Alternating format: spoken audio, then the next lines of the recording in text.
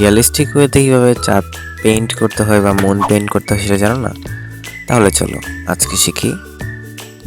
মাত্র 3 মিনিটে তোমাকে এতটুকু আশ্বস্ত করতে পারি যে তুমি 3 মিনিটের ভিডিওটা দেখার পর পুরোপুরি ওয়েতে ভালোভাবে চাঁদটা আঁকতে পারবে।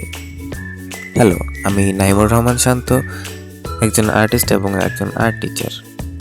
তো প্রথমেই এখানে আমি সাদা ক্যানভাসের ওপর জেসো বা প্রাইমারি কোট অ্যাপ্লাই করেছি।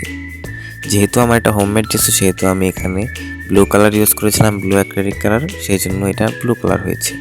তোমরা চাইলে অন্যান্য কালার ইউজ করে যদি হোমমেড জেসো বানাও সেক্ষেত্রে সেই কালারই হবে।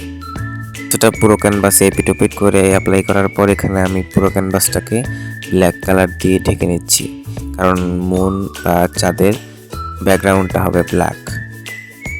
তুমি যদি এই পেন্টিংটা পেপারে করো সেক্ষেত্রে গোয়াশ কালার, ওয়াটার কালার ইউজ করতে পারো, কিন্তু তুমি যদি এই পেন্টিংটা ক্যানভাসে করো সেক্ষেত্রে অ্যাক্রিলিক কালার ইউজ করাটাই বেস্ট, কারণ গোয়াশ কালার ভার্নিশ দিতে গেলে উঠে যায়। একই ঘটনা ঘটে ওয়াটার কালারের ক্ষেত্রে। তো আমার সাজেশন, তোমরা সবসময় ক্যানভাসের জন্য অ্যাক্রিলিক কালারটাই ইউজ করবে, আর যারা শুরুতে করছো তারা প্রথমে কাগজে করবে। এরপর আমি এখানে চাঁদটা আঁকার জন্য সাদা এবং কালোটাকে একটা রেশিওতে মিশিয়ে গ্রে কালার বানিয়ে অ্যাপ্লাই করেছি এবং ধীরে ধীরে ডিটেল অ্যাড করছি। যেই জায়গাটা আমার ব্ল্যাক থাকবে সেখানে আমি ব্ল্যাক অ্যাপ্লাই করছি।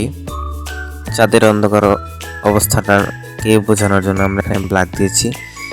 এরপর আমরা চাঁদের গর্তগুলোকে বোঝানোর জন্য গ্রে কালারের সাথে সামান্য হোয়াইটের মিক্সিং করে ছোটো ছোটো গর্ত বানিয়ে নিচ্ছি।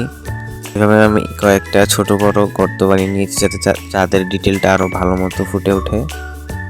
তোমরা একটু দেখলেই ভালো করে বুঝতে পারবে। গর্তগুলোর মাঝে গভীরতা বোঝাতে আমি কিছু জায়গায় এখানে কালো রং ব্যবহার করছি। খেয়াল রাখতে হবে, পুরোটাতে কালো রং দিলে কিন্তু গর্তটা ফিল আপ হয়ে যাবে পুরোপুরি, সেটা করলে হবে না, বরঞ্চ একটা সাইডে দিয়ে উজ্জ্বল রাখতে হবে আরেকটা সাইড। এরপর আমি কিছু জায়গায় হোয়াইট কালার দিয়ে আর একটু হোয়াইট বা উজ্জ্বল অংশটাকে হাইলাইট করে নিচ্ছি। এরপর আমি এখানে কিছু তারা এঁকে নিয়েছি গ্যালাক্সি ব্যাকগ্রাউন্ডটা বোঝানোর জন্য।